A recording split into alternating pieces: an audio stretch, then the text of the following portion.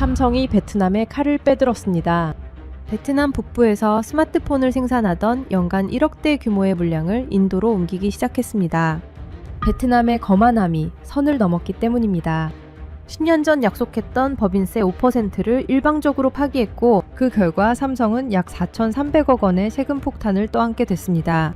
한국에게 우리만한 파트너는 없다고 말하던 베트남은 예고 없이 산업단지 전력을 차단했고, 그 하루 사이 수천억 원어치의 첨단 부품이 폐기됐습니다. 그 선택의 결과는 명확했습니다. 삼성의 생산 이전 결정.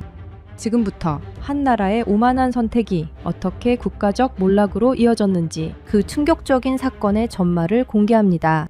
시작하기 전 구독과 좋아요, 그리고 대한민국 화이팅 댓글로 한국을 응원해주세요.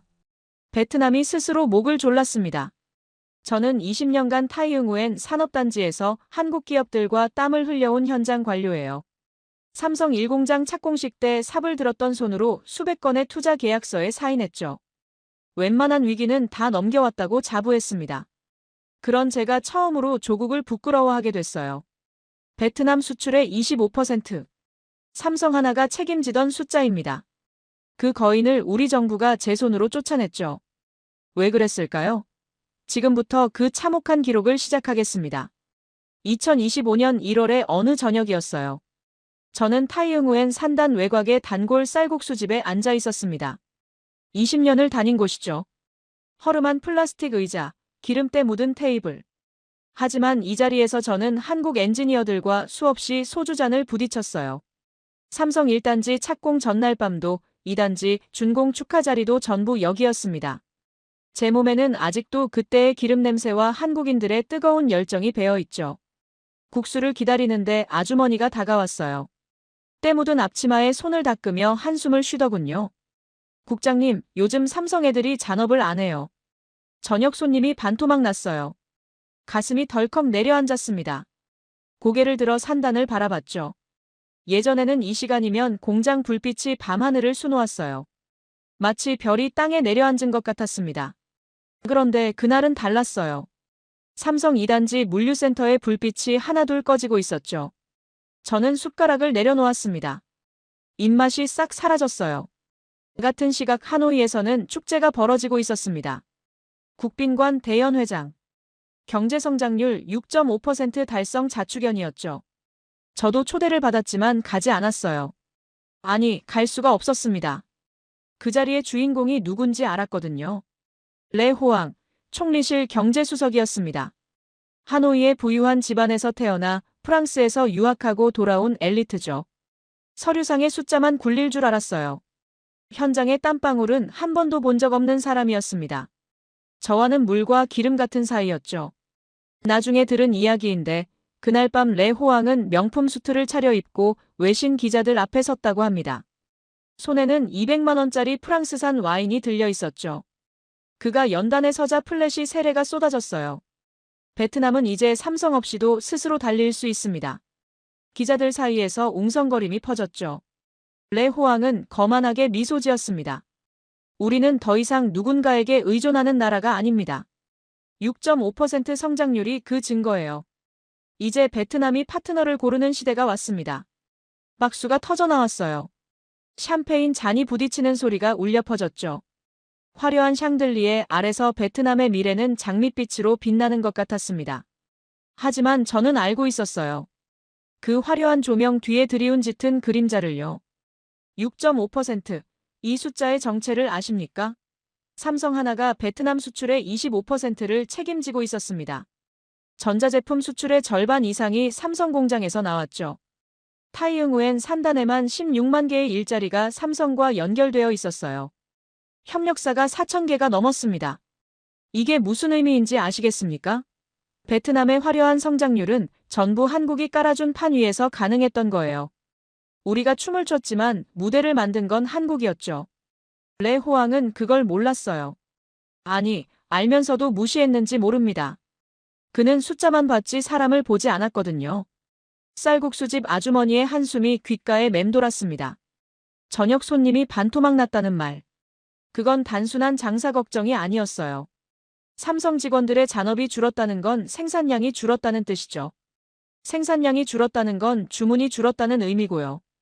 주문이 줄었다는 건 뭔가 심상치 않은 일이 벌어지고 있다는 신호였습니다. 저는 20년간 이 산단을 지켜봤어요. 삼성의 숨소리를 읽을 줄 알았죠. 공장 불빛의 밝기만 봐도 물량이 얼마나 되는지 짐작할 수 있었습니다. 그날 밤 꺼져가는 불빛들. 그건 단순한 소등이 아니었어요. 거인이 조용히 숨을 참기 시작했다는 신호였습니다. 저는 주머니에서 휴대폰을 꺼냈어요. 삼성 베트남 법인의 지인에게 메시지를 보냈죠. 요즘 분위기가 어떻습니까? 답장은 한참 뒤에 왔습니다. 딱 한 줄이었어요. 국장님, 저도 모르겠습니다. 위에서 아무 말이 없어요. 아무 말이 없다. 이게 더 무서웠습니다. 삼성은 화를 내지 않아요. 불만을 표출하지도 않죠. 그냥 조용히 계산기를 두드립니다. 그리고 결론이 나면 움직여요. 한번 움직이면 되돌릴 수 없죠. 저는 국수값을 치르고 일어섰습니다. 밖으로 나오니 찬바람이 뺨을 때렸어요. 산단 방향을 다시 바라봤죠. 불빛은 더 많이 꺼져 있었습니다. 하노이 국빈관에서는 아직도 축제가 한창이겠죠. 레 호왕은 외신 기자들에게 둘러싸여 자신만만하게 웃고 있을 거예요. 200만 원짜리 와인을 홀짝이면서 베트남의 미래를 장담하고 있겠죠. 하지만 저는 알았습니다. 이 쌀국수집 아주머니의 때 묻은 앞치마가 레 호왕의 명품 수트보다 더 정확한 경제 지표라는 걸요. 공식 지표는 천국을 가리키고 있었어요. 하지만 바닥 민심은 이미 지옥을 보고 있었습니다. 오토바이 시동을 걸었어요. 집으로 가는 길, 머릿속이 복잡했습니다. 20년 전 이 황무지에 처음 삼성을 모셔올 때가 떠올랐죠. 한국 엔지니어들과 밤새 도면을 펼쳐놓고 땅을 밟았어요. 모기에 뜯기고 진흙탕을 헤치며 공장 부지를 측량했습니다. 그때 그들이 말했어요. 반민 씨, 우리가 이 땅을 바꿔놓겠습니다. 대신 한 가지만 약속해주세요. 우리를 믿어주세요. 저는 약속했습니다. 베트남 정부를 대신해서요. 그리고 그들은 약속을 지켰어요. 황무지는 아시아 최대의 스마트폰 생산 기지로 변했죠. 16만 명의 청년들이 삼성 로고가 새겨진 작업복을 입고 중산층의 꿈을 꾸게 됐습니다. 그런데 이제 우리 정부가 그 약속을 저버리려 하고 있었어요. 집에 도착해서 TV를 켰습니다. 뉴스에서는 하노이 국빈관의 화려한 파티 장면이 흘러나왔죠. 레 호왕이 환하게 웃으며 샴페인 잔을 들어올리고 있었어요. 자막에는 이렇게 쓰여 있었습니다. 베트남 경제, 새로운 도약의 원년. 저는 TV를 껐습니다. 창밖을 바라봤어요.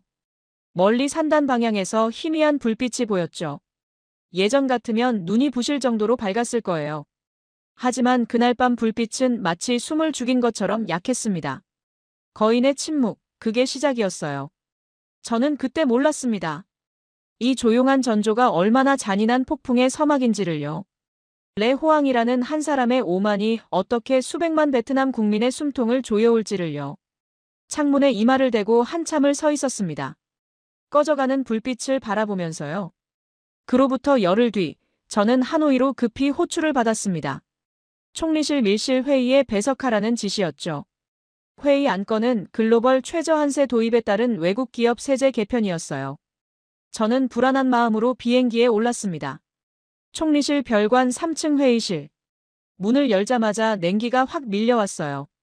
에어컨 온도가 너무 낮았던 게 아닙니다.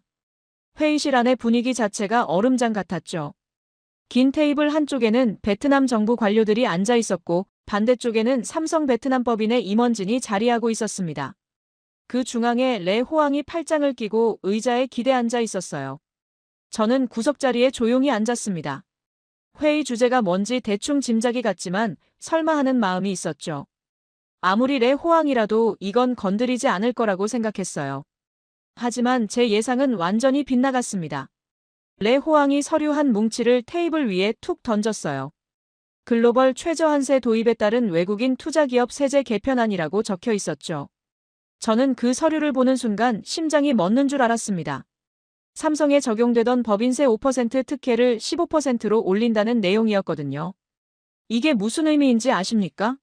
삼성이 베트남에 들어올 때 우리 정부는 15년간 법인세를 5%만 받겠다고 약속했습니다.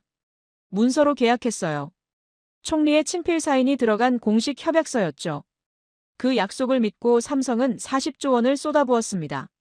그런데 이제 와서 세금을 3배로 올리겠다는 거예요. 연간 4,300억 원을 더 내라는 소리였죠. 삼성 측 재무팀장이 자리에서 일어났습니다. 50대 중반쯤 되어 보이는 분이었는데 깐깐하고 꼼꼼하기로 소문난 베테랑이었죠. 그분이 서류 가방에서 낡은 문서 하나를 꺼냈어요. 15년 전 베트남 정부가 삼성에 보낸 공식 투자 보장 협약서 원본이었습니다. 누렇게 바랜 종이 위에 당시 총리의 친필 사인이 선명하게 찍혀 있었죠. 재무팀장의 손이 미세하게 떨리고 있었어요. 그분이 조용하지만 단단한 목소리로 말했습니다. 이 계약서에는 15년간 법인세 5%를 보장한다고 명시되어 있습니다. 아직 3년이 남았습니다. 저는 레 호황의 반응을 지켜봤어요. 그가 어떤 표정을 짓는지, 어떻게 대응하는지가 중요했죠. 제 희망은 그가 조금이라도 망설이는 모습을 보여주는 거였습니다. 협상의 여지가 있다는 신호라도 보내주길 바랐어요. 하지만 레 호황은 그 계약서를 쳐다보지도 않았습니다. 스마트폰을 꺼내 뭔가를 확인하더니 비웃음을 흘렸어요. 그리고 입을 열었죠. 팀장님, 그건 우리가 가난했을 때 이야기입니다. 지금 베트남은 다릅니다. OECD 기준에 맞춰야 할 때가 된 거죠. 4,300억 원 더 내시는 게 그렇게 아까우시면 인도로 가시든가요. 아, 거긴 전기가 들어오긴 합니까? 회의실이 싸늘하게 얼어붙었습니다. 저는 고개를 들 수가 없었어요. 부끄러웠습니다. 같은 베트남 사람으로서, 같은 정부 관료로서 얼굴을 들 수가 없었죠. 삼성 재무팀장의 손이 더 심하게 떨리기 시작했어요. 그분의 떨림은 돈이 아까워서가 아니었습니다. 저는 그 떨림의 의미를 정확히 알았죠. 인간에 대한 신뢰가 무너졌을 때 나오는 분노였어요. 15년간 믿어왔던 파트너가 뒤통수를 치는 순간 배신감이 온몸을 타고 흐를 때 나오는 그런 떨림이었습니다. 재무팀장이 다시 입을 열었어요. 목소리는 여전히 차분했지만 그 안에 단단한 결기가 느껴졌죠. 수석님, 우리는 돈이 아까운 게 아닙니다. 당신들의 말을 믿을 수 없다는 게 두려운 겁니다. 국가가 서명한 계약을 이렇게 쉽게 뒤집으면 앞으로 누가 베트남을 믿고 투자하겠습니까? 레 호황은 콧방귀를 뀌었어요. 팀장님, 삼성이 여기에 40조를 박아놨잖아요. 설마 그걸 버리고 가시겠습니까? 우리도 바보는 아닙니다. 그 정도 계산은 해요. 저는 그 순간 레 호황의 오만함이 어디서 나오는지 알았습니다. 그는 삼성이 베트남에 투자한 40조 원이 인질이라고 생각했던 거예요. 이미 돈을 박아놨으니 어디 가겠냐는 거였죠. 완전히 잘못 짚은 생각이었습니다. 회의는 그렇게 끝났어요. 삼성 측은 아무런 항의도 협박도 하지 않았습니다. 그냥 서류를 정리하고 조용히 자리에서 일어났죠. 재무팀장이 문을 나서기 전에 잠깐 뒤를 돌아봤어요. 그 눈빛이 아직도 잊히지 않습니다. 분노도 슬픔도 아니었어요. 그냥 차가운 실망이었죠. 마치 기대를 접은 사람의 눈이었습니다. 저는 회의실에 남아 레 호황에게 다가갔어요. 목소리를 낮추고 말했습니다. 수석님, 이건 너무 위험합니다. 삼성을 이렇게 대하면 안 돼요. 그들은 우리 경제의 기둥입니다. 레 호황은 서류를 정리하며 대답했죠. 반민국장, 당신은 현장에서 너무 오래 있었어. 숫자를 볼 줄 몰라. 삼성이 40조를 여기 박아놨는데 어딜 가겠어? 우리가 을이 아니라 갑이 됐다고. 이제 우리가 조건을 걸 때가 된 거야. 저는 더 이상 말하지 않았습니다. 말해봤자 소용이 없다는 걸 알았거든요. 레 호황은 서류상의 숫자만 보는 사람이었어요. 40조라는 매몰 비용만 보이고 그 뒤에 있는 신뢰의 가치는 보이지 않는 거였죠. 회의실을 나와 복도를 걸었습니다. 창밖으로 하노이의 스카이라인이 보였어요. 고층 빌딩들이 햇빛을 받아 반짝이고 있었죠. 저 화려한 풍경 중에 얼마나 많은 부분이 한국 기업들 덕분에 가능했을까요? 삼성만이 아니었습니다. LG, 롯데, 포스코. 한국 기업들이 베트남의 뼈대를 세워줬어요. 그런데 우리는 지금 그 은혜를 원수로 갚고 있었습니다. 비행기를 타고 타이응우엔으로 돌아오는 내내 재무팀장의 떨리는 손이 눈앞에 아른거렸어요. 그분은 분명 본사에 보고할 겁니다. 베트남 정부가 15년 약속을 단칼에 뒤집었다고요. 국가의 친필 사인이 들어간 계약서가 휴지 조각 취급을 받았다고요. 삼성 본사는 어떻게 받아들일까요? 화를 낼까요? 항의를 할까요? 아닙니다. 삼성은 그런 회사가 아니에요. 그들은 감정적으로 반응하지 않습니다. 조용히 데이터를 분석하고 냉정하게 결론을 내리죠. 그리고 한번 결론이 나면 가차없이 실행에 옮겨요. 집에 도착해서 책상 앞에 앉았습니다. 서랍에서 낡은 사진 한 장을 꺼냈어요. 20년 전 삼성 1공장 착공식 때 찍은 사진이었죠. 저와 한국 엔지니어들이 삽을 들고 나란히 서 있었습니다. 모두 흙먼지를 뒤집어 쓰고 있었지만 얼굴에는 환한 웃음이 가득했어요. 그때 우리는 서로를 믿었습니다. 약속이 약속으로서 의미가 있던 시절이었죠. 그런데 지금 우리는 그 믿음을 배신했어요. 파트너를 잃고 사기꾼이 되어버린 겁니다. 레 호왕은 승리했다고 생각하겠죠. 삼성에게서 4,300억 원을 더 뜯어냈다고 자랑스러워할 거예요. 하지만 그는 몰랐습니다. 자신이 뜯어낸 것이 돈이 아니라 신뢰라는 걸요. 그리고 신뢰는 한번 무너지면 돈으로 다시 살 수 없다는 걸요. 2025년 여름, 베트남은 지옥이 되었습니다. 섭씨 45도. 아스팔트가 녹아내리고 오토바이 핸들을 맨손으로 잡을 수 없을 정도였죠. 타이응우엔 산단의 노동자들은 출근길에 물병 3개씩을 들고 다녔어요. 에어컨 없이는 5분도 버틸 수 없는 날씨였습니다. 전력망이 비명을 질렀어요. 베트남 전역의 가정에서 에어컨을 풀가동하니 전기가 모자랐죠. 특히 북부 지역이 심각했습니다. 하노이와 타이응우엔을 포함한 공업지대에서 정전 경보가 연일 울렸어요. 전력공사에서는 비상대책회의가 하루가 멀다 하고 열렸습니다. 저는 그때 최악의 상황을 예감하고 있었어요. 전력이 부족하면 어딘가를 끊어야 하는데 레 호왕이 어떤 선택을 할지 뻔히 보였거든요. 제발 제 예상이 틀리기를 기도했습니다. 하지만 그 기도는 응답받지 못했어요. 7월 중순 어느 날 오전, 저는 전력공사 북부본부에서 긴급 연락을 받았습니다.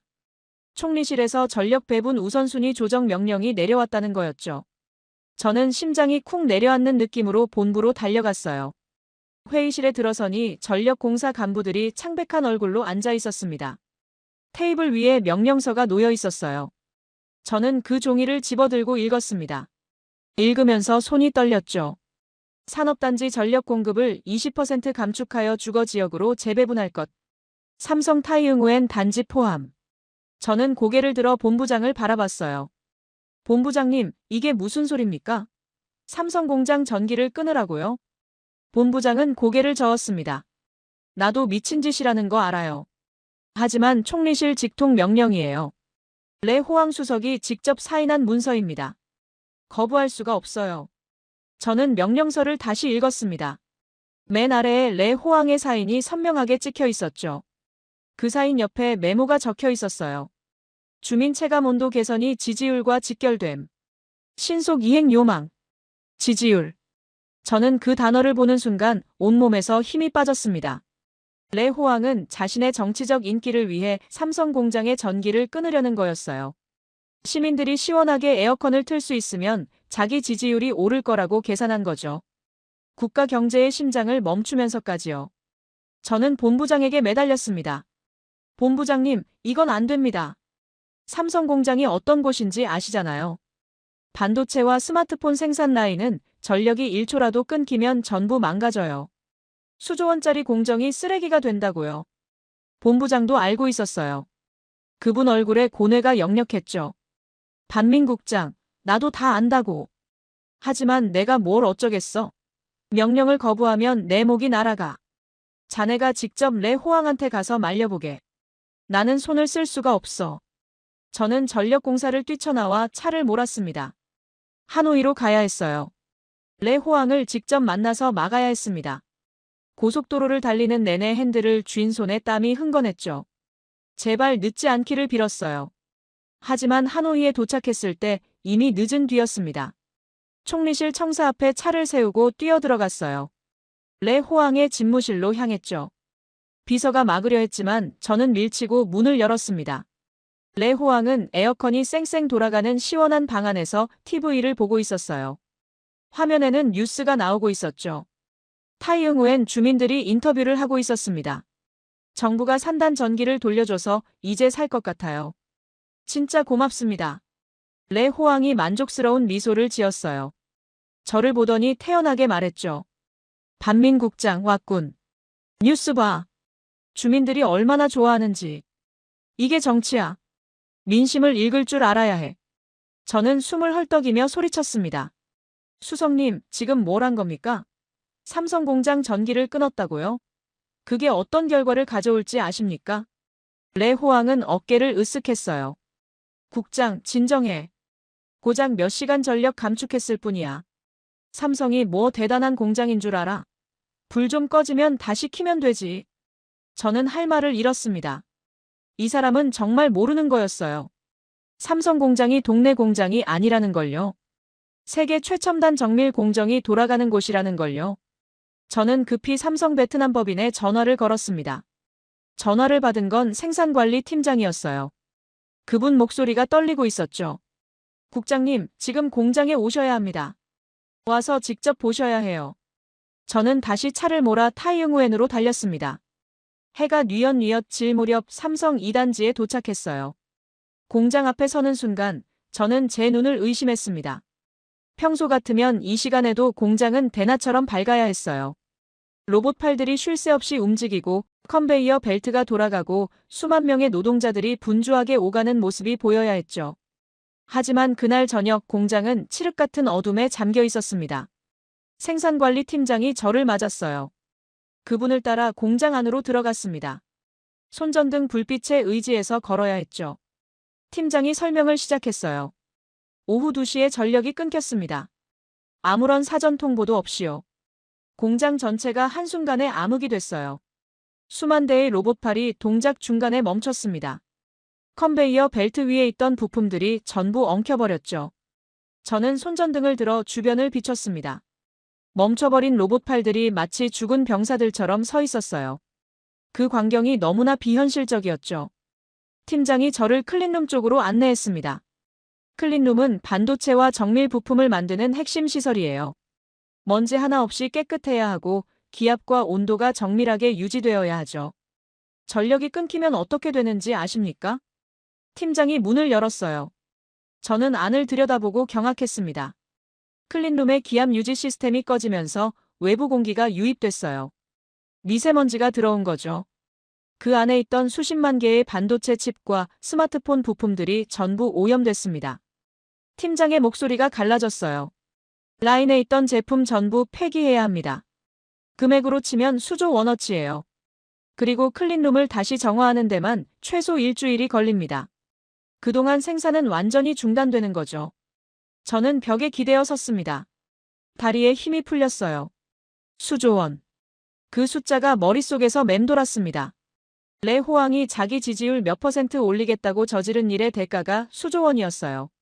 하지만 돈이 문제가 아니었습니다. 진짜 무서운 건 따로 있었죠. 팀장이 조용히 말했어요. 국장님, 본사에서 이미 보고가 올라갔습니다. 내일 아침이면 서울 본사 임원진 전체가 이 사태를 알게 될 거예요. 그분들이 어떻게 반응할지는 저도 모르겠습니다. 저는 고개를 끄덕였습니다. 알고 있었어요. 삼성은 이런 일을 절대 용납하지 않는다는 걸요. 그들에게 공장은 단순한 건물이 아니에요. 수십 년간 축적한 기술과 노하우, 수만 명 직원들의 땀과 열정이 담긴 곳이죠. 그걸 한 나라 정부가 정치적 이익을 위해 망가뜨렸다는 사실을 삼성이 어떻게 받아들이겠습니까? 공장을 나와 주차장에 섰습니다. 하늘에 별이 떠 있었어요. 평소 같으면 공장 불빛에 가려 보이지 않았을 별들이죠.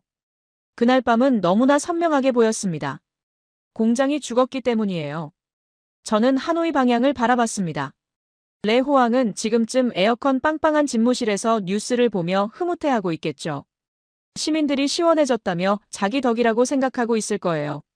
하지만 그는 몰랐습니다. 자신이 껐던 건 공장 전등이 아니라 베트남 경제의 심장이었다는 걸요. 그리고 한번 멈춘 심장은 쉽게 다시 뛰지 않는다는 걸요. 차에 올라 시동을 걸었습니다. 집으로 가는 길 라디오에서 뉴스가 흘러나왔어요.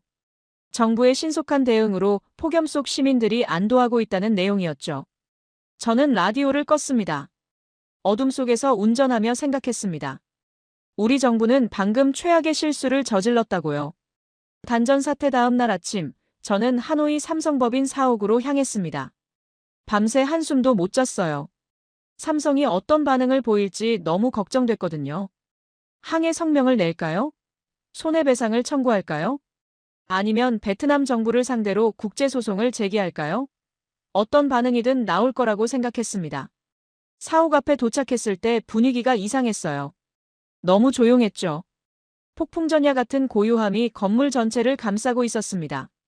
평소 같으면 직원들이 분주하게 오가고 전화벨이 쉴 새 없이 울렸을 텐데 그날은 마치 시간이 멈춘 것 같았어요. 저는 안내 데스크에서 법인장과의 면담을 요청했습니다. 한참을 기다린 끝에 비서가 내려와서 저를 안내했죠. 엘리베이터를 타고 올라가는 동안 비서의 표정을 살폈어요. 아무런 감정도 읽을 수 없었습니다. 그게 오히려 더 불안했죠.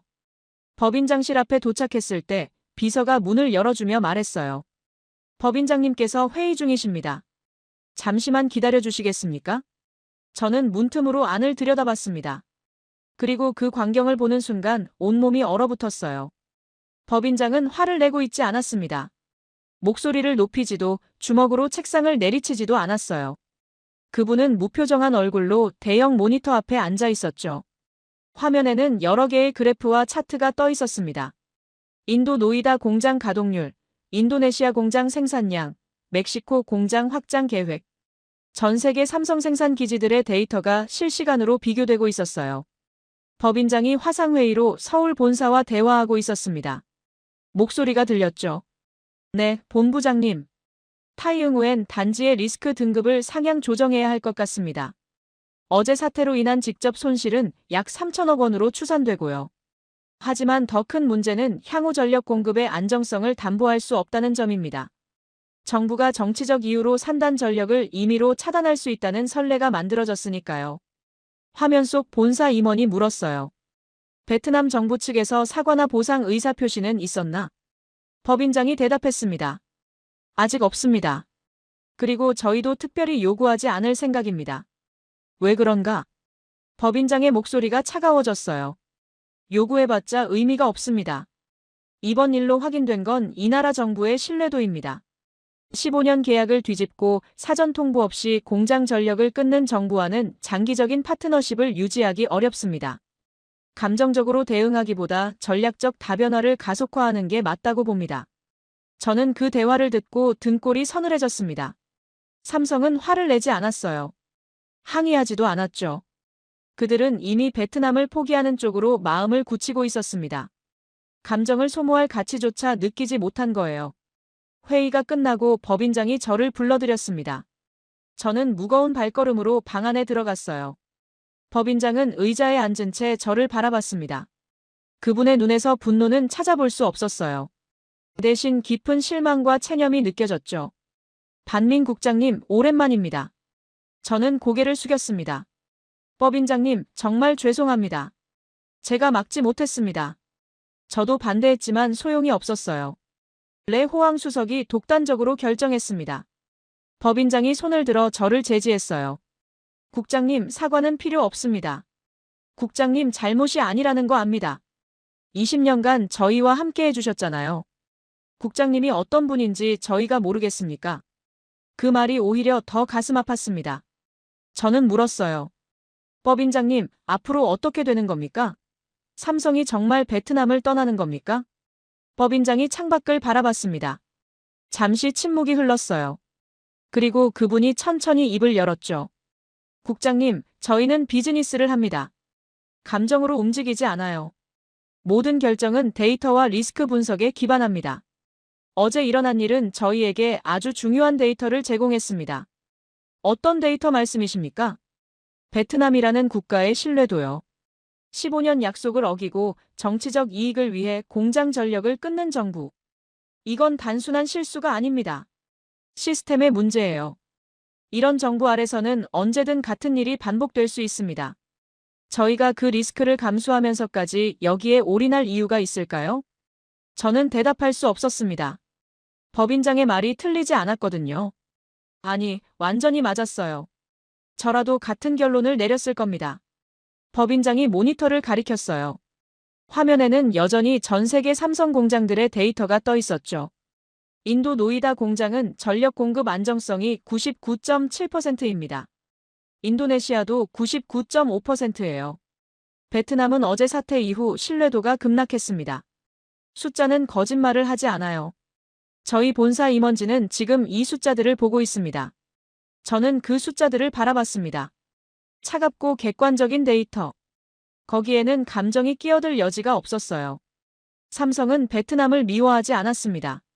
원망하지도 않았죠. 그냥 리스크가 높은 지역으로 분류한 거예요. 마치 자연재해가 잦은 지역을 피하듯이요. 저는 마지막으로 물었습니다. 법인장님, 정말 방법이 없는 겁니까? 저희 정부가 사과하고 보상하면 다시 생각해 주실 수 있지 않을까요? 법인장이 쓸쓸하게 웃었어요. 국장님, 사과와 보상은 과거의 잘못을 메우는 거예요. 하지만 저희가 걱정하는 건 미래입니다. 앞으로 똑같은 일이 안 일어난다고 누가 보장할 수 있습니까? 레 호황 수석이 사라지면 끝인가요? 그 사람 밑에서 일하는 수많은 관료들, 그 시스템을 묵인한 정치권 전체가 바뀌지 않는 한 저희는 안심할 수 없습니다. 저는 할 말을 잃었습니다. 법인장의 분석은 냉혹했지만 정확했어요. 삼성은 개인을 탓하지 않았습니다. 시스템 전체를 불신하게 된 거죠. 그리고 시스템에 대한 불신은 쉽게 회복되지 않습니다. 법인장실을 나와 엘리베이터를 기다렸습니다. 복도에서 삼성 직원들이 지나갔어요. 그들의 표정이 이상했습니다. 분노도 슬픔도 아니었어요. 그냥 담담했죠. 마치 이미 결론이 난 일에 대해 더 이상 감정을 소모하지 않겠다는 듯이요. 건물을 나와 주차장으로 걸어가는데 휴대폰이 울렸습니다. 레 호황이었어요. 저는 잠시 망설이다 전화를 받았죠. 반민 국장, 삼성 쪽 반응이 어때? 난리가 났겠지? 보상금 얼마나 요구하던가? 저는 한숨을 쉬었습니다. 수석님, 삼성은 아무것도 요구하지 않았습니다. 레 호황이 웃었어요. 거봐, 내가 뭘 했어? 쟤들 40조 박아놔서 꼼짝 못한다니까. 협박이나 엄살 피우면 그냥 무시해. 어디 가겠어? 갈 데가 있어야 가지. 저는 전화를 끊고 싶었습니다. 하지만 마지막으로 한마디는 해야 했어요. 수석님, 삼성이 조용한 게 좋은 징조가 아닙니다. 그들은 화를 낼 때보다 침묵할 때가 더 무서운 사람들이에요. 지금 본사에서 인도와 인도네시아 공장 데이터를 검토하고 있습니다. 이건 시작일 뿐입니다. 레 호황이 비웃었죠. 국장, 너무 겁먹지 마. 삼성이 베트남 없이 살 수 있을 것 같아? 여기가 걔들 최대 생산기지라고. 세상이 그렇게 단순하지 않아. 전화가 끊겼습니다. 저는 휴대폰을 주머니에 넣고 하늘을 올려다봤어요. 맑은 날씨였습니다. 구름 한 점 없이 파란 하늘이 펼쳐져 있었죠. 하지만 제 마음은 먹구름으로 가득했습니다. 레 호황은 착각하고 있었어요. 삼성이 40조를 투자했으니 떠나지 못할 거라고 생각했죠. 하지만 그는 몰랐습니다. 삼성 같은 초인류 기업은 매몰 비용에 발목 잡히지 않는다는 걸요. 손해가 확실하면 미련 없이 손절하고 새로운 곳으로 이동해요. 그게 그들이 세계 최고가 된 비결이니까요. 차에 올라 시동을 걸었습니다. 백미러로 삼성 사옥을 바라봤어요. 웅장한 건물이 햇빛을 받아 빛나고 있었죠. 하지만 그 안에서는 이미 차가운 계산이 진행되고 있었습니다. 베트남이라는 이름 옆에 빨간 경고등이 켜지고 있었어요. 삼성의 침묵은 오래가지 않았습니다. 아니, 정확히 말하면 삼성은 끝까지 침묵했어요. 하지만 시장은 그렇지 않았죠. 소문이라는 건 바람보다 빠르게 퍼지는 법이니까요. 단전 사태가 일어난 지 일주일쯤 지났을 때 이상한 조짐이 감지되기 시작했습니다. 홍콩과 싱가포르의 금융가에서 수군거림이 퍼졌어요. 삼성이 베트남 생산 비중을 줄이려 한다는 소문이었죠. 처음에는 그냥 루머로 치부됐습니다. 하지만 그 루머가 로이터와 블룸버그 기자들의 귀에 들어가면서 상황이 달라졌어요. 어느 날 아침 저는 사무실에서 컴퓨터를 켜다가 심장이 멎는 줄 알았습니다. 블룸버그 속보가 떠 있었거든요. 삼성전자, 베트남 리스크 재평가 중. 인도 생산기지 확대 검토. 기사 내용은 짧았지만 파괴력은 엄청났어요. 전 세계 투자자들이 그 헤드라인을 보고 있었을 테니까요. 그리고 그 기사가 나간 바로 그날, 베트남의 속살이 드러나기 시작했습니다. 반틴팟그룹. 이 이름을 들어보셨습니까? 베트남 최대의 부동산 재벌이었어요. 호치민시의 화려한 고층 빌딩들 상당수가 이 그룹 소유였죠. 창업주인 쯔엉미란 회장은 베트남의 전설적인 여성 사업가로 불렸습니다. 정계와 재계를 넘나들며 막강한 영향력을 행사했어요. 그런데 삼성 관련 소문이 퍼지자마자 이 거대한 제국이 무너지기 시작했습니다.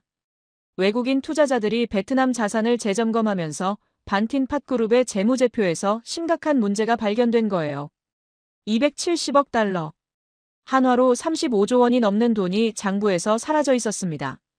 이게 어떻게 가능했을까요? 쯔영미 란 회장이 수년간 은행들과 공모해서 가짜 대출을 만들어냈던 겁니다. 존재하지 않는 담보로 돈을 빌리고 그 돈으로 부동산을 사고 다시 그 부동산을 담보로 돈을 빌리는 식이었죠. 거대한 폰지 사기였어요. 베트남 금융 역사상 최악의 스캔들이 터진 겁니다. 저는 그 뉴스를 보며 허탈하게 웃었습니다. 웃음이 나온 건 기가 막혀서였어요. 우리가 삼성을 인질로 잡았다고 생각했는데 사실은 삼성이 우리라는 부실한 건물을 떠받치고 있었던 거였죠. 삼성이라는 거대한 방파제가 있었기 때문에 외국 투자자들이 베트남을 믿었던 겁니다. 삼성이 있으니까 이 나라도 괜찮을 거라고 생각했던 거예요.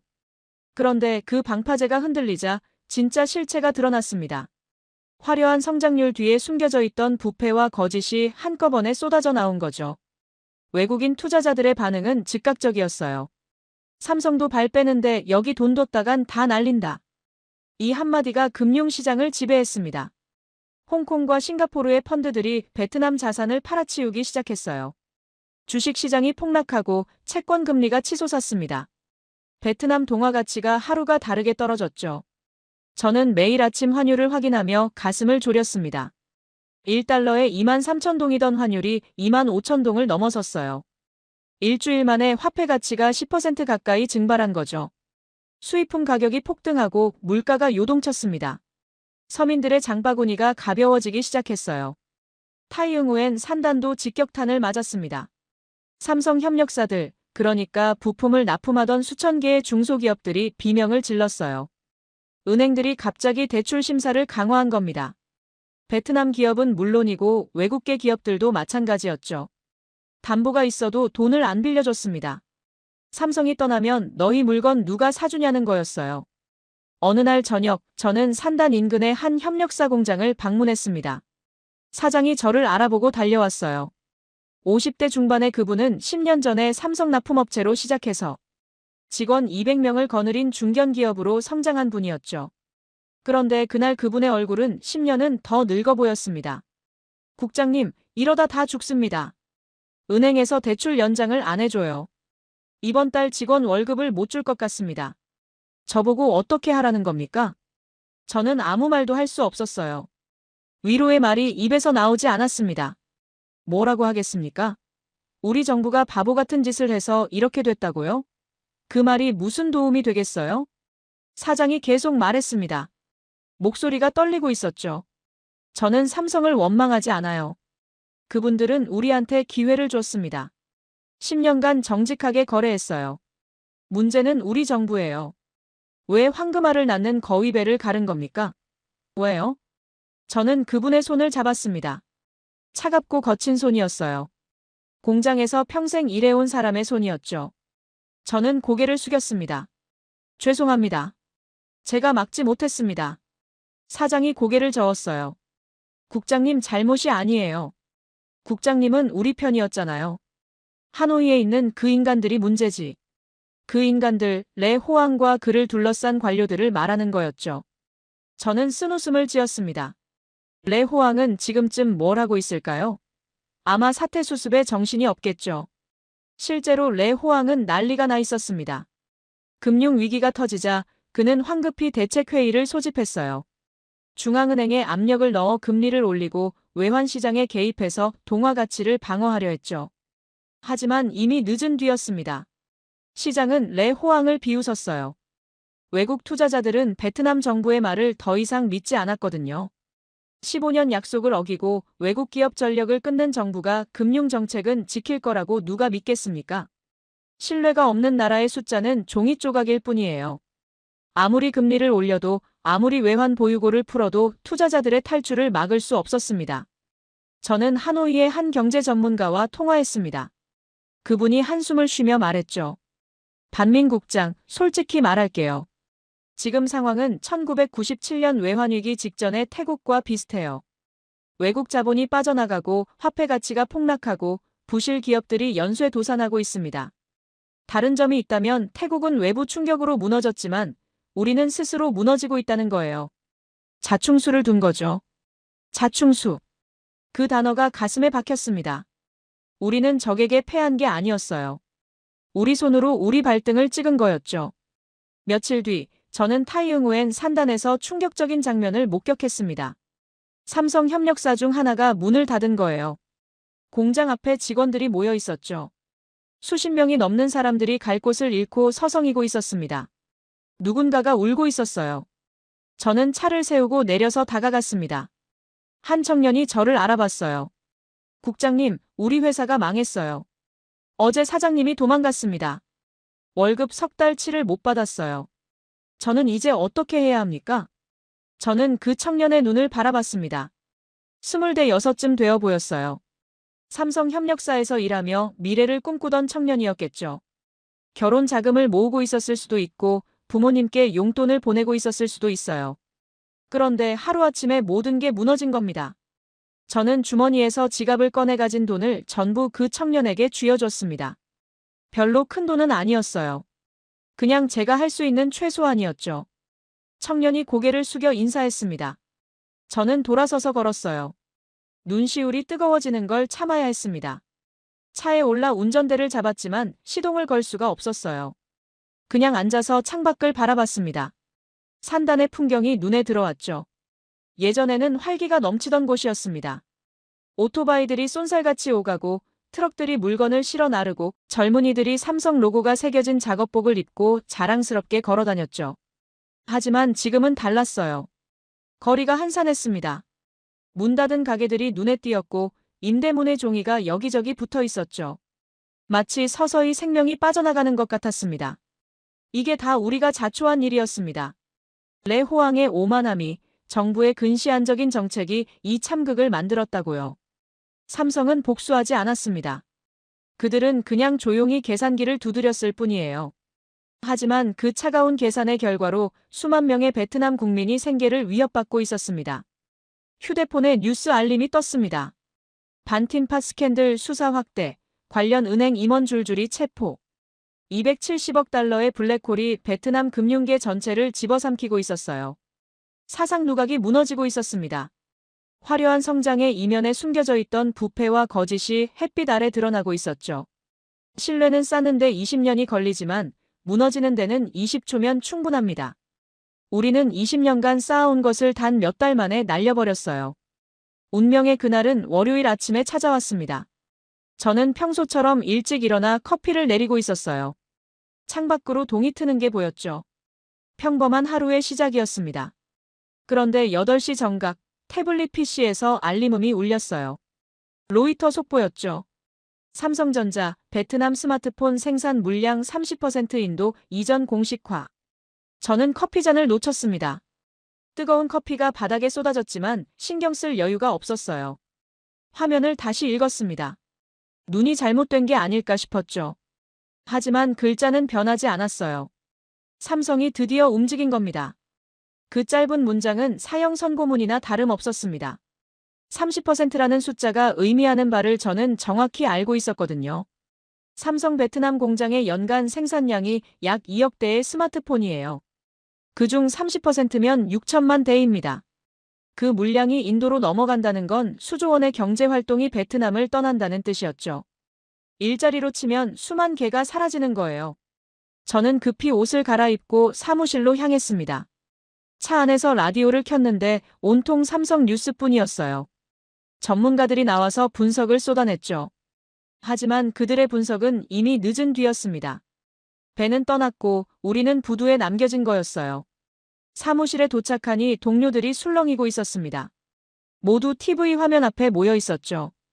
하노이 정부 청사 앞에서 기자들이 생중계를 하고 있었어요. 정부 대변인이 나와서 뭔가를 말했지만 창백한 얼굴과 떨리는 목소리가 모든 걸 말해주고 있었습니다. 레 호황의 반응이 궁금했어요. 저는 하노이에 있는 지인에게 전화를 걸었습니다. 그 친구가 한숨을 쉬며 말했죠. 레 호황 수석이 아침 회의에서 난리가 났대요. 근데 웃긴 건 그 인간이 아직도 정신을 못 차렸다는 거야. 겨우 30% 아니냐, 70%는 아직 남았다면서 정신 승리를 하고 있대. 저는 전화를 끊고 고개를 저었습니다. 레 호왕은 끝까지 현실을 직시하지 못하는 사람이었어요. 30%가 시작일 뿐이라는 걸 왜 모르는 걸까요? 삼성이 한번 움직이기 시작하면 멈추지 않습니다. 30%가 50%가 되고 50%가 70%가 되는 건 시간 문제였어요. 그리고 제 예상은 1시간도 안 돼서 현실이 됐습니다. 오전 9시 인텔이 성명을 발표했어요. 베트남 반도체 패키징 공장 증설 계획을 무기한 보류한다는 내용이었죠. 20억 달러 규모의 투자가 한순간에 날아간 겁니다. 9시 반에는 LG가 뒤를 따랐어요. 베트남 가전 공장 확장 계획을 재검토하겠다고 했죠. 10시에는 마이크로소프트가 데이터 센터 건설 프로젝트 일시 중단을 선언했습니다. 줄줄이 도미노가 쓰러졌어요. 삼성 하나가 움직이자 전 세계 기업들이 뒤를 따랐습니다. 삼성이 움직이면 그것이 글로벌 표준이다. 이 말이 농담이 아니었던 거죠. 투자자들에게 삼성의 결정은 일종의 신호탄이었어요.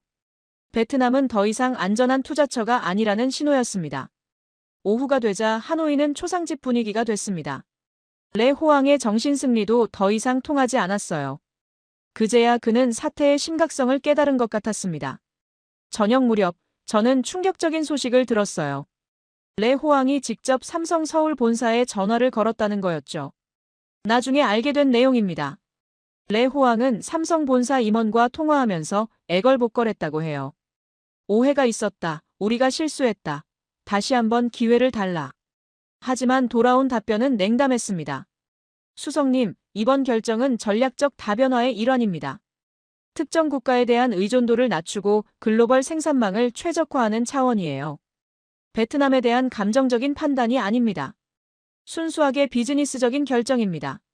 전략적 다변화. 그 차가운 표현 뒤에 숨겨진 의미를 레 호왕도 알았을 거예요. 삼성은 베트남을 미워하지 않았습니다. 원망하지도 않았죠. 그냥 리스크가 높은 지역으로 분류하고 자산을 분산시키는 거였어요. 감정이 개입할 여지가 없었습니다. 레 호왕이 다시 물었다고 합니다. 그럼 어떻게 하면 되겠습니까? 우리가 뭘 하면 삼성이 다시 생각해 주시겠습니까? 삼성 측 답변은 간단했어요. 수석님, 저희는 이미 결정했습니다. 그리고 저희 결정은 데이터에 기반합니다. 베트남의 정책 환경과 전력 인프라 안정성이 개선됐다는 객관적인 증거가 축적되면 그때 다시 검토할 수 있겠죠. 하지만 그건 수년이 걸릴 일입니다. 수년이라는 단어가 레 호왕의 가슴에 비수처럼 꽂혔을 거예요. 삼성은 당장 떠나는 게 아니라 서서히 발을 빼겠다는 거였죠. 그리고 다시 돌아오려면 수년간의 신뢰 회복이 필요하다는 거였습니다. 사실상 영구적인 이별 선고나 다름없었어요. 저녁 무렵 저는 산단 입구에 있는 작은 공원에 앉아 있었습니다. 해가 지고 있었어요. 붉은 노을이 하늘을 물들이고 있었죠. 평소 같으면 아름다운 풍경이었을 겁니다. 하지만 그날은 마치 피로 물든 하늘 같았어요. 휴대폰이 울렸습니다. 삼성 베트남 법인의 지인이었어요. 그분이 지친 목소리로 말했죠. 국장님, 오늘 본사에서 대규모 인사이동 명령이 내려왔습니다. 핵심 인력들을 인도와 인도네시아로 전배시키래요. 저도 다음 달에 노이다로 갑니다. 저는 한참 동안 말을 잇지 못했어요. 그분은 10년 넘게 베트남에서 일한 분이었거든요. 이 땅을 사랑하고 베트남 직원들과 가족처럼 지낸 분이었죠. 그런 분마저 떠나는 거였습니다. 국장님, 저도 떠나기 싫어요. 여기가 제 제2의 고향인데. 하지만 회사 결정이니까요. 삼성매는 명령에 따릅니다. 저는 그분에게 건강하라고 인도에서도 잘 지내라고 말했습니다. 전화를 끊고 나서 한참 동안 멍하니 앉아 있었어요. 하늘의 노을이 점점 어두워지고 있었죠. 삼성이 드디어 루비콘강을 건넜습니다. 고대 로마에서 루비콘강을 건너면 다시는 돌아올 수 없었어요. 카이사르가 그 강을 건너면서 주사위는 던져졌다고 했죠. 삼성도 마찬가지였습니다. 그들은 주사위를 던졌고 이제 되돌릴 수 없었어요. 어둠이 내려앉은 산단을 바라봤습니다. 예전보다 불빛이 확실히 줄었어요. 여기저기 빈 공장들이 눈에 띄었죠. 이게 시작이라는 걸 알았습니다. 앞으로 더 많은 불빛이 꺼질 거예요. 더 많은 사람들이 일자리를 잃을 거고요. 집으로 돌아가는 길 라디오에서 정부 대변인의 목소리가 흘러나왔습니다. 삼성의 결정은 유감이지만 베트남 경제의 펀더멘털은 여전히 탄탄하다. 정부는 새로운 투자 유치를 위해 총력을 기울일 것이다. 저는 라디오를 껐습니다. 공허한 말이었어요. 펀더멘털이 탄탄하다고요? 삼성이 떠나고 인텔이 떠나고 LG가 떠나는데 뭐가 탄탄하다는 겁니까? 새로운 투자를 유치한다고요? 기존 투자자들도 지키지 못하면서 누가 새로 들어오겠어요? 삼성의 인도 이전 발표가 있은 지 한 달이 지났습니다. 저는 매일 아침 산단을 돌아보는 습관이 생겼어요. 마치 병문안을 가듯이 이 거리를 걸었죠. 하루가 다르게 달라지는 풍경을 눈에 담아야 했거든요. 기록해야 했습니다. 우리가 무엇을 잃어가고 있는지를요. 타이응우엔 삼성 공장 정문 앞. 예전에는 이 시간이면 수천 대의 오토바이가 경적을 울리며 밀려들었어요. 젊은 노동자들이 삼성 로고가 새겨진 파란 작업복을 입고 활기차게 출근하는 모습이 장관이었죠. 오토바이 물결 사이로 국수 파는 아주머니들이 호객을 하고 커피 노점에서 향긋한 냄새가 풍겼습니다. 삶이 넘쳐 흘렀어요. 하지만 지금은 달랐습니다. 정문 앞대로가 텅 비어 있었어요. 가끔 오토바이 한두 대가 지나갈 뿐이었죠. 국수 아주머니들은 어디로 갔는지 보이지 않았고 커피 노점도 철거된 지 오래였습니다. 마치 유령 도시 같았어요. 사람들이 살다가 갑자기 사라진 것처럼 썰렁했죠. 공장 주변 상가들을 걸었습니다. 절반 이상이 셔터를 내린 상태였어요. 유리창에 먼지가 쌓여 있었고 임대문이라고 적힌 종이가 바람에 펄럭이고 있었죠. 한때는 삼성 직원들로 북적이던 식당들이었습니다. 점심시간이면 줄을 서야 들어갈 수 있었던 곳들이에요. 이제는 파리 한 마리 날아다니지 않았습니다. 휴대폰 액세서리를 팔던 가게 앞에서 멈췄어요. 주인 아저씨가 의자에 앉아 멍하니 하늘을 바라보고 있었죠. 제가 다가가자 그분이 저를 알아봤습니다.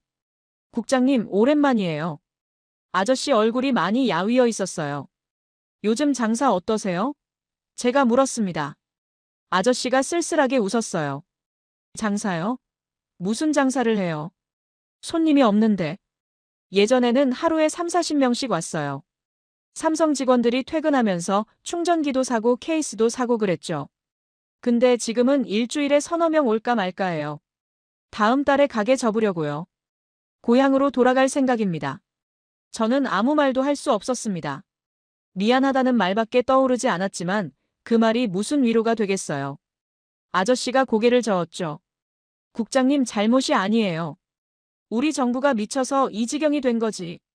삼성이 뭔 죄가 있어요. 그 사람들은 우리한테 밥줄을 줬는데 우리 정부가 그 밥줄을 끊어버린 거잖아요.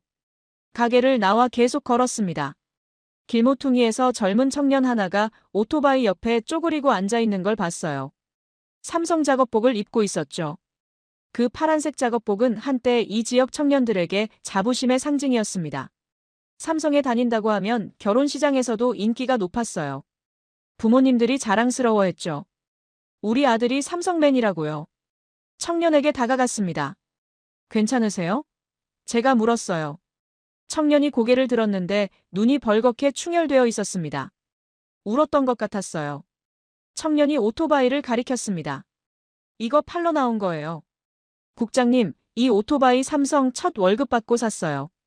할부로 2년 갚았죠. 드디어 다 갚았는데 이제 팔아야 해요. 잔업이 없어져서 월급이 반토막 났거든요. 월세도 못 내고 밥도 못 먹겠어요. 고향에 돈 보내는 건 꿈도 못 꾸고요. 청년의 목소리가 떨렸습니다. 저는 그 앞에 서서 가슴이 찢어지는 기분이었어요. 이 청년이 뭔 잘못을 했습니까? 열심히 일했고 성실하게 살았어요. 미래를 꿈꿨죠. 그런데 정부의 어리석은 결정 하나가 이 청년의 꿈을 산산조각 낸 거였습니다. 청년이 작업복을 내려다봤어요. 이 옷이 제 인생의 훈장이었어요. 삼성에 붙었을 때 엄마가 얼마나 좋아하셨는지 아세요? 동네 잔치를 했어요. 우리 아들이 대기업에 들어갔다고요. 근데 이제 이 옷이 부끄러워요. 입고 다니기가 창피해요. 사람들이 쳐다보면 가슴이 아파요. 저는 주머니에서 명함을 꺼내 청년에게 줬습니다. 여기로 연락하세요. 제가 다른 일자리를 알아봐 드릴게요. 큰 도움은 못 되겠지만 뭐라도 해볼게요. 청년이 명함을 받아들고 고개를 숙여 인사했어요. 고맙습니다, 국장님. 근데 저 같은 사람이 수만 명이에요. 국장님이 다 도와줄 수는 없잖아요. 그 말이 맞았습니다. 저 혼자 힘으로는 아무것도 할 수 없었어요. 수만 명의 청년들이 똑같은 처지에 놓여 있었죠. 그들 모두에게 일자리를 찾아줄 수는 없었습니다. 산단 중심부로 걸어갔어요. 삼성 2단지 앞 광장에 사람들이 모여 있었습니다. 처음에는 무슨 일인가 싶었죠. 가까이 가보니 노동자들이 시위를 하고 있었어요. 하지만 삼성을 향한 시위가 아니었습니다. 그들이 들고 있는 플래카드에는 이렇게 적혀 있었죠. 레 호왕 물러나라. 우리 밥줄 돌려달라. 정부가 삼성 쫓아냈다. 노동자들이 구호를 외치고 있었어요. 분노에 찬 목소리가 광장에 울려 퍼졌습니다. 누군가가 레 호왕의 사진을 프린트해서 들고 있었는데 그 사진에 빨간 X 표시가 그어져 있었죠. 한쪽에서는 레 호왕의 초상화를 불태우고 있었습니다. 종이가 타들어가며 연기가 피어올랐어요. 저는 그 광경을 지켜보며 복잡한 심정이었습니다. 레 호왕에 대한 분노는 저도 마찬가지였어요. 하지만 이렇게 된 게 그 사람 혼자만의 책임일까요? 그를 임명한 사람들, 그의 정책을 묵인한 사람들, 전력 차단 명령에 서명한 사람들. 모두가 공범이었습니다. 저도 포함해서요. 막지 못한 건 마찬가지니까요. 광장을 떠나 산단 외곽으로 걸었습니다. 예전에 자주 가던 쌀국수집이 보였어요. 20년 단골집이었죠. 문이 닫혀 있었습니다. 유리창에 종이가 붙어 있었어요. 그동안 감사했습니다. 사정이 있어 가게를 접습니다. 한 달 전 저녁 손님이 반토막 났다고 한숨 쉬시던 이주머니가 떠올랐습니다. 결국 버티지 못하신 거였어요. 20년간 이 자리를 지키셨는데 삼성 노동자들과 함께 성장하셨는데 이렇게 끝나는 거였습니다. 저는 닫힌 문 앞에 한참 서 있었어요. 이 가게에서 한국 엔지니어들과 소주를 마시며 꿈을 이야기했던 밤들이 떠올랐습니다. 삼성 1단지 착공 전날, 우리는 여기서 새벽까지 술을 마셨어요. 내일이면 역사가 시작된다고 들떠 있었죠. 그때는 미래가 눈부시게 빛나 보였습니다. 그 빛나던 미래가 지금 이렇게 됐어요. 문 닫힌 가게, 텅 빈 거리, 울고 있는 청년들. 이게 우리가 만든 현실이었습니다. 삼성은 복수하지 않았습니다. 그들은 화를 내거나 협박하지 않았어요. 그냥 조용히 떠났을 뿐이죠. 하지만 그 조용한 떠남이 이 도시를 유령 도시로 만들었습니다. 그들이 주었던 미래를 거두어 갔을 뿐인데 우리는 이미 죽어가고 있었어요. 2달이 더 지나고 뉴스 속보가 전국을 뒤흔들었어요. 레 호왕 전 경제수석, 부패 및 직권 남용 혐의로 체포. 화면에는 레 호왕이 수갑을 찬 채 경찰에 연행되는 모습이 나왔습니다. 예전의 거만한 표정은 온데간데 없고 창백한 얼굴로 고개를 숙이고 있었죠. 저는 TV 앞에 서서 그 장면을 지켜봤습니다. 통쾌해야 할 것 같은데 그런 감정이 들지 않았어요. 오히려 허탈했죠. 레 호왕 한 사람을 잡는다고 뭐가 달라지겠습니까? 삼성은 이미 떠났고 인텔도 떠났고 수만 개의 일자리가 사라졌어요. 그가 감옥에 간다고 해서 그 모든 게 되돌아오는 건 아니었습니다. 검찰 발표에 따르면 레 호왕은 삼성 단전 사태 당시 관련 기업들로부터 뇌물을 받은 혐의도 있었어요. 전력을 재배분하면서 특정 기업들에게 우선권을 주고 그 대가로 돈을 챙겼다는 거였죠. 결국 그는 국익을 위해서도 아니고 국민을 위해서도 아니고 자기 주머니를 채우기 위해 삼성의 전기를 끄는 거였습니다. 저는 TV를 끄고 밖으로 나왔어요. 오늘은 산단에 가야 했습니다. 아마 마지막이 될지도 몰랐죠. 저도 곧 퇴임을 앞두고 있었거든요. 20년간 이 산단과 함께한 세월이 끝나가고 있었습니다. 차를 몰고 타이응우엔으로 향했어요. 익숙한 길이었지만 풍경은 완전히 달라져 있었죠. 예전에는 트럭들이 쉴 새 없이 오가던 도로가 한산했습니다. 공장 굴뚝에서 연기가 피어오르던 곳들이 조용히 잠들어 있었어요. 삼성 1단지 정문 앞에 차를 세웠습니다. 문을 열고 내려서 한참 동안 서 있었죠. 20년 전, 이 자리는 그냥 황무지였어요. 논밭과 잡초가 뒤섞인 벌판이었죠. 저는 그때 한국 엔지니어들과 함께 이 땅에 첫 삽을 떴습니다. 그들의 손은 거칠었지만 눈빛은 뜨거웠어요. 우리가 이 땅을 바꿔놓겠습니다. 그들은 그렇게 말했죠. 그리고 정말로 바꿔놓았습니다. 황무지는 아시아 최대의 스마트폰 생산 기지가 됐어요. 16만 개의 일자리가 생겼고 수천 개의 협력사가 번창했죠. 젊은이들이 삼성 작업복을 입고 중산층의 꿈을 꿨습니다. 이 모든 게 한국이 가져다 준 선물이었어요. 그런데 우리는 그 선물의 가치를 몰랐습니다. 당연하게 여겼죠. 삼성이 우리 땅에서 돈을 번다고 생각했어요. 우리가 베푸는 거라고 착각했죠. 얼마나 어리석은 생각이었는지 이제야 깨달았습니다. 삼성은 돈을 벌러 온 게 아니었어요. 그들은 우리에게 신뢰라는 산소를 공급해주고 있었던 겁니다. 삼성이 있으니까 다른 기업들도 왔어요. 삼성이 투자하니까 세계가 베트남을 믿었죠. 삼성이라는 거대한 간판이 우리나라의 신용을 보증해주고 있었습니다. 그 산소가 끊기자 우리는 숨을 쉴 수 없게 됐어요. 외국 자본이 빠져나가고 화폐 가치가 폭락하고 기업들이 줄도산했죠. 레호왕 한 사람의 오만함이 나라 전체를 질식시킨 거였습니다. 공장 정문을 바라봤습니다. 예전에는 24시간 불이 꺼지지 않던 곳이었어요. 지금은 절반 정도만 가동되고 있었죠. 나머지 라인들은 인도와 인도네시아로 이전됐습니다. 그곳에서는 지금 축제가 벌어지고 있겠죠. 삼성을 모시기 위해 레드카펫을 깔고 전력 공급 1순위를 보장하고 온갖 특혜를 약속하고 있을 거예요. 저는 깊은 한숨을 쉬었습니다. 그게 원래 우리 자리였어요. 우리가 누려야 할 번영이었죠. 하지만 우리 스스로 그 자리를 내줬습니다. 아무도 빼앗지 않았어요. 우리가 두 손으로 밀어낸 거였죠. 주머니에서 휴대폰을 꺼내 뉴스를 확인했습니다. 인도 노이다 삼성 공장 증설 완료, 생산량 50% 증가. 인도네시아 바탐 신공장 착공식, 대통령 직접 참석. 이런 헤드라인들이 눈에 들어왔어요. 가슴이 아팠습니다. 저 영광이 우리 것이었어야 했는데. 공장 담장을 따라 천천히 걸었습니다. 담장 너머로 멈춰있는 기계들이 보였어요. 한때는 쉴 새 없이 돌아가던 것들이죠. 이제는 조용히 잠들어 있었습니다. 마치 죽은 거인처럼요. 문득 한 가지 생각이 들었어요. 삼성은 우리에게 복수하지 않았습니다. 화를 내지도 협박하지도 않았죠. 그냥 조용히 뒷모습을 보여줬을 뿐이에요. 그런데 그 뒷모습이 우리에게는 가장 잔혹한 형벌이 됐습니다. 우리가 무엇을 잃었는지 뼈저리게 깨닫게 만들었으니까요. 담장 끝에 다다랐을 때 작은 공터가 나왔습니다. 20년 전 착공식을 했던 바로 그 자리였어요. 지금은 잡초가 무성하게 자라 있었죠. 저는 그 공터 한가운데 서서 공장을 바라봤습니다. 그리고 천천히 허리를 굽혀 깊은 절을 했어요. 삼성을 향해, 한국을 향해, 그리고 우리가 배신한 모든 약속들을 향해서요. 미안합니다. 속으로 되뇌었죠. 우리가 잘못했습니다. 한참을 그 자세로 있다가 허리를 폈습니다.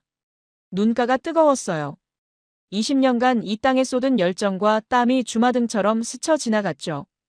한국 엔지니어들과 밤새 도면을 검토하던 밤들, 공장 준공식에서 함께 박수치던 순간들, 쌀국수집에서 소주잔을 부딪히며 미래를 이야기하던 시간들. 그 모든 게 이제 추억이 됐습니다. 돌이킬 수 없는 과거가 됐어요. 차로 돌아가는 길에 한 청년을 만났습니다. 삼성 작업복을 입고 있었는데 표정이 밝았어요. 반가워서 말을 걸었죠. 요즘 상황이 어떠세요? 청년이 대답했습니다. 저는 운 좋게 남아있는 라인에서 일하고 있어요. 동료들 많이 떠났지만 저는 버티고 있습니다. 힘들어도 이 옷 벗기 싫거든요. 삼성이 언젠가 다시 돌아올 거라고 믿어요. 그때까지 여기 지키고 있을 겁니다. 저는 그 청년의 어깨를 두드려줬어요. 고맙습니다. 포기하지 말아요. 청년이 환하게 웃었죠. 그 웃음에서 희망 같은 게 느껴졌습니다. 아직 끝난 게 아닐 수도 있어요. 시간이 오래 걸리겠지만 우리가 진심으로 반성하고 변한다면 언젠가 기회가 다시 올지도 모릅니다. 차에 올라 시동을 걸었습니다. 백미러로 공장을 마지막으로 바라봤어요. 해가 기울고 있었죠. 노을빛이 공장 건물을 황금색으로 물들이고 있었습니다. 아름다웠어요. 쓸쓸하지만 아름다웠습니다. 집으로 가는 길, 저는 생각했습니다. 국가의 힘은 어디서 나오는 걸까요? 인구수? 영토 크기? 경제 성장률? 아닙니다. 진짜 힘은 약속을 지키는 데서 나와요. 파트너와 맺은 신뢰를 끝까지 지키는 데서 나오는 거죠. 대한민국은 그걸 알고 있었습니다.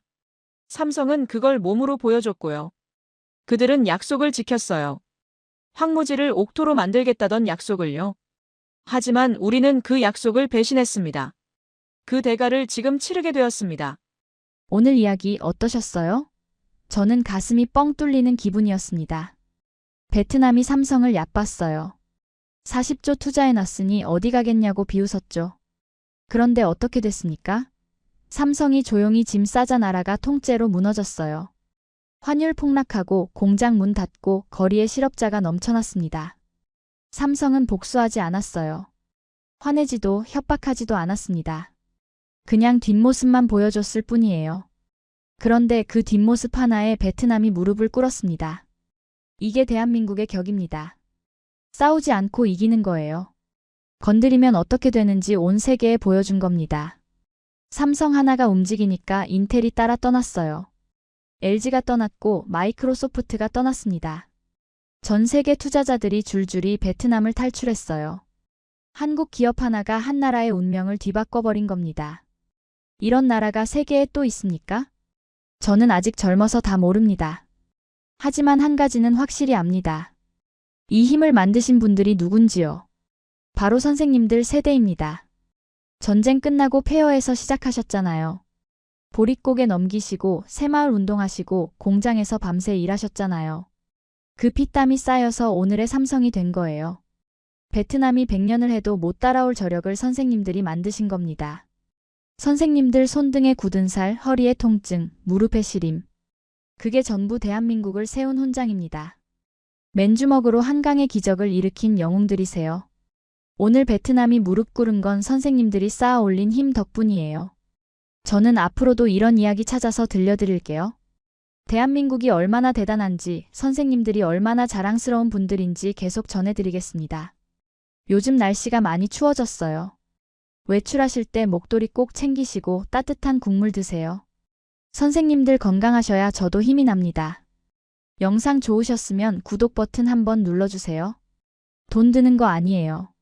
댓글도 독수리 타법으로 천천히 쓰셔도 됩니다. 오타 나도 괜찮아요. 선생님들 한 글자가 저한테는 보약이거든요. 존경하고 감사하고 사랑합니다. 지금까지 여러분의 영원한 말동무 감동방송 TV였습니다. 세계를 놀라게 한 대한민국 다음 영상에서도 계속됩니다.